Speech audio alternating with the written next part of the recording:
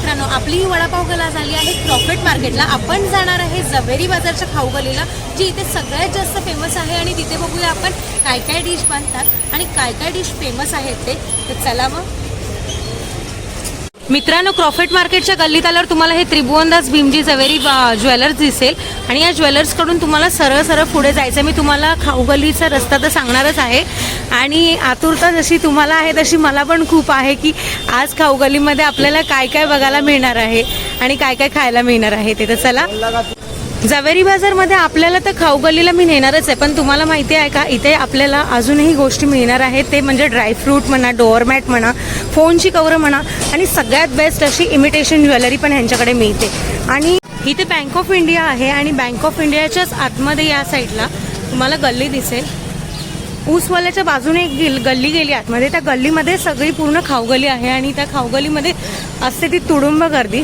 ही आहे ती गल्ली, जवेरी बाजारची खाऊगली, जिथे सगळ्यात जास्त खाण्याच्या व्हरायटी तुम्हाला मिळतील. म्हणजे जे खाण्याचे शौकीन आहेत त्यांनी इथे तर याच. आणि तुम्हाला आम्ही दाखवणार आहे की इथे मिळतं काय काय नक्की ते. तर इथून चालू होती आपली खाऊगली. इथे तुम्हाला मिळेल हा फेमस वडापाव. त्यानंतर इथे आपल्याला मिळेल डोसा, रवा डोसा जो आम्ही व्हिडिओ काढलेला आहे सगळ्यात जास्त फेमस आहे. आणि सल्ली मेंदू वडा तुम्हाला इथेच मिळेल.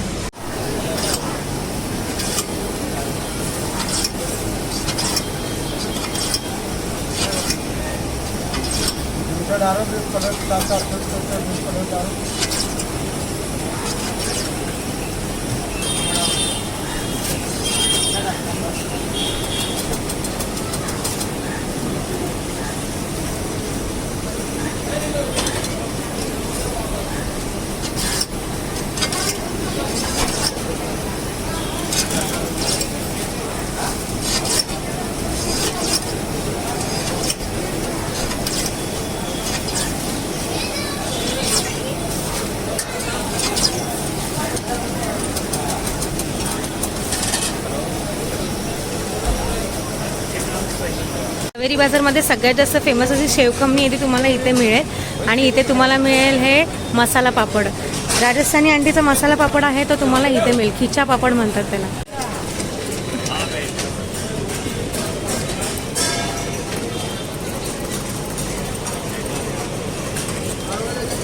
जवेरी बाजारच्या खाऊगलीमधून आत आल्यावरती लेफ्ट साईडला तुम्हाला ही पूर्ण अशी खाऊगली दिसेल, जिथे तुम्हाला शेक, डोसा, फ्राईड राईस सगळ्या गोष्टी खायला मिळतील. आणि आपण दाखवूया आपण